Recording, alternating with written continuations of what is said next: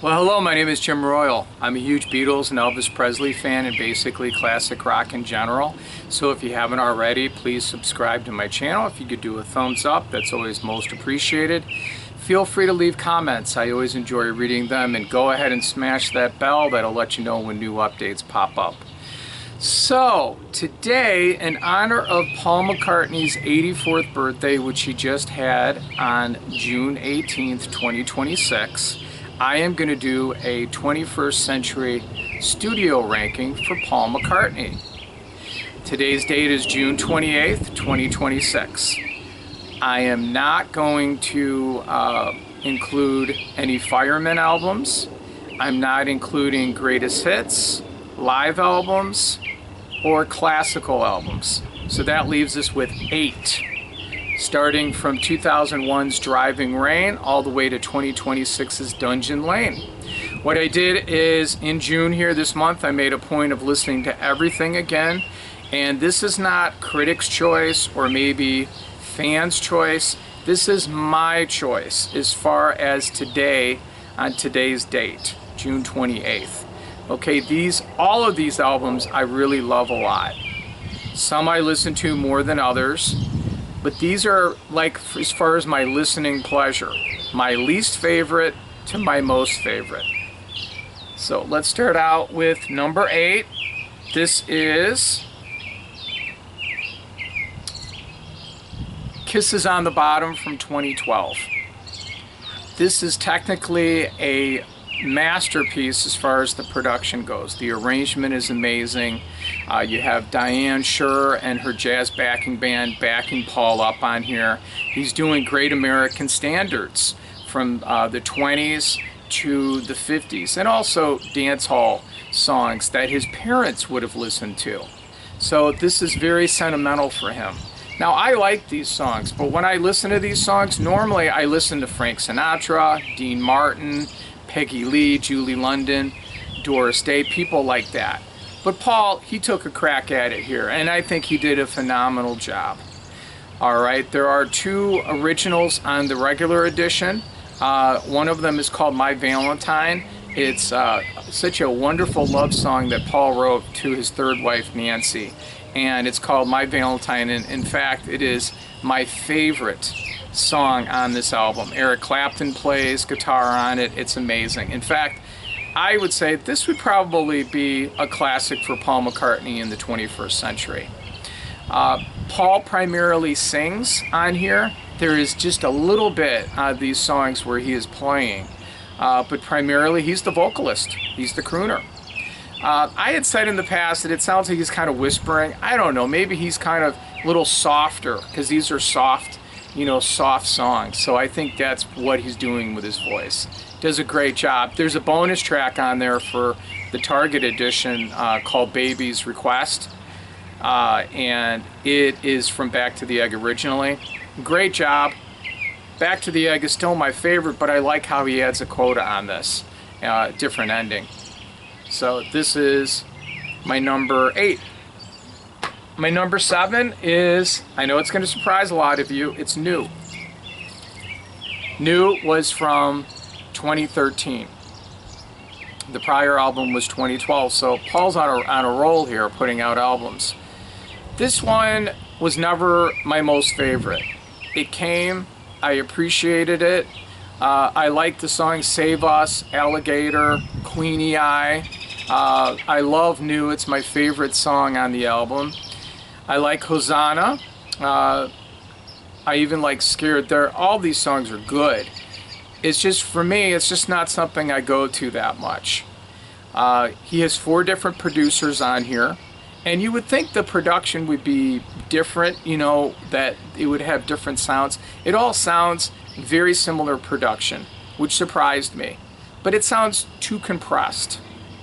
The songs are all, they're all good, but I like other songs on other albums better. This is why this is my number 7. My number 6 is McCartney 3. This is from 2020. This is during, as he's called it, the lockdown, when we were in our lockdown period. He records pretty much all the songs himself on here. It's a really good album. I think what has happened is that with time, it's gone down a little bit for me, which I'm surprised. I still appreciate it. Find My Way is still a nice single. I think the weakest song on here is Pretty Boys. I was listening to that and I was like, wow.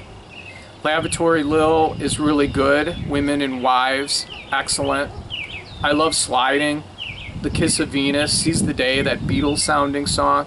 But my favorite song on here is Winter Bird, but the part where When Winter Comes, that Paul recorded in 1992 with George Martin. Love it. Fine form, his voice, it's an acoustic, just excellent. That is my number 6. My number 5,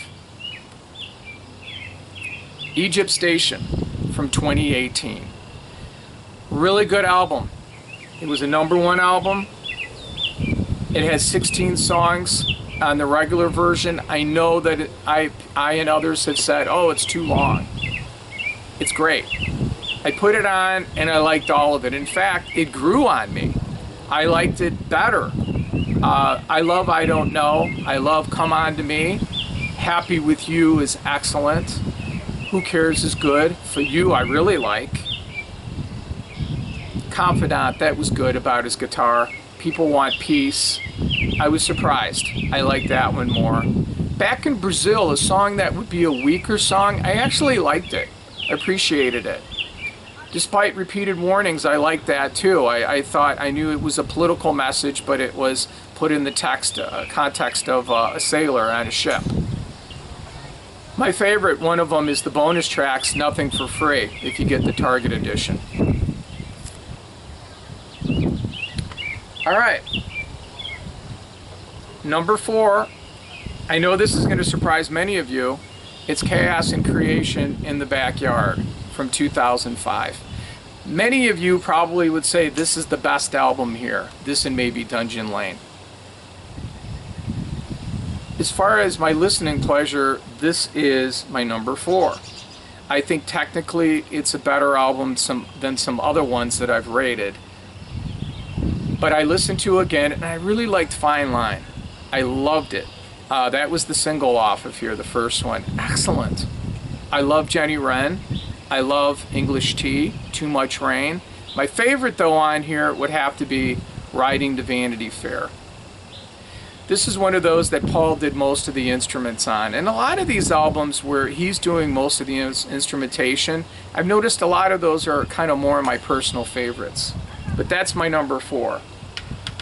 My number 3, I know this is going to surprise everybody here. Driving Rain from 2001.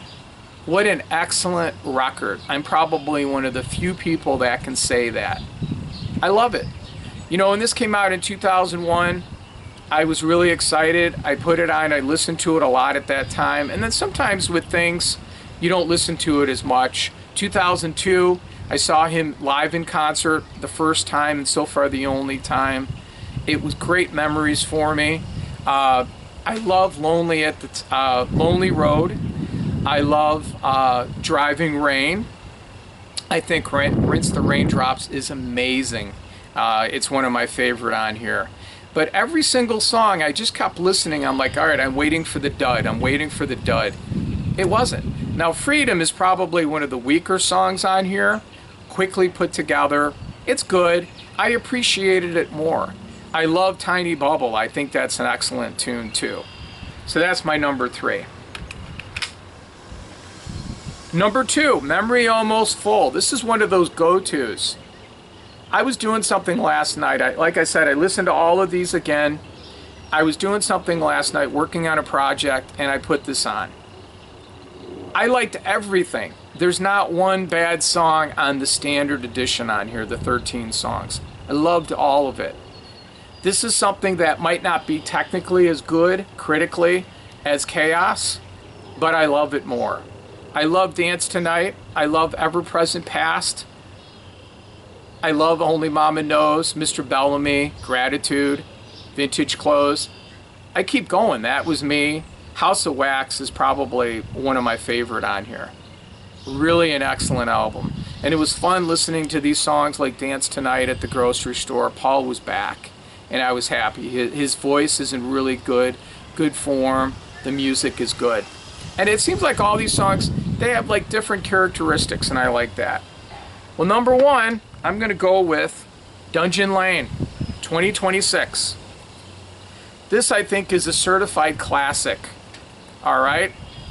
I like it almost, I think it's almost as good as Flaming Pie. I said it, okay? I think it's, I don't know, it compares to Chaos and Creation, but to me, it's a classic. It's my favorite on this list as of today. I love every song on here. Paul is doing what he can with his voice. He is learning his limitations, and he's doing a wonderful job on this. Some standout songs: Lost Horizon, Days We Left Behind, I think is a McCartney classic for the 21st century. Ripples on a Pond, I really love that a lot. Mountaintop is great. Come Inside's a good rocker. One that really grew on me is Never Know. I really enjoy that. Home to Us is such a wonderful duet with Ringo Starr. Salesman Saint, I really like that too, and how that old 40s music just comes out of the radio as the lyrics he was talking about, and Mama Gets By. So those are my rankings today. What are your opinions? What do you feel are your favorites? Thank you very much for watching my video, and you have a great day. Bye.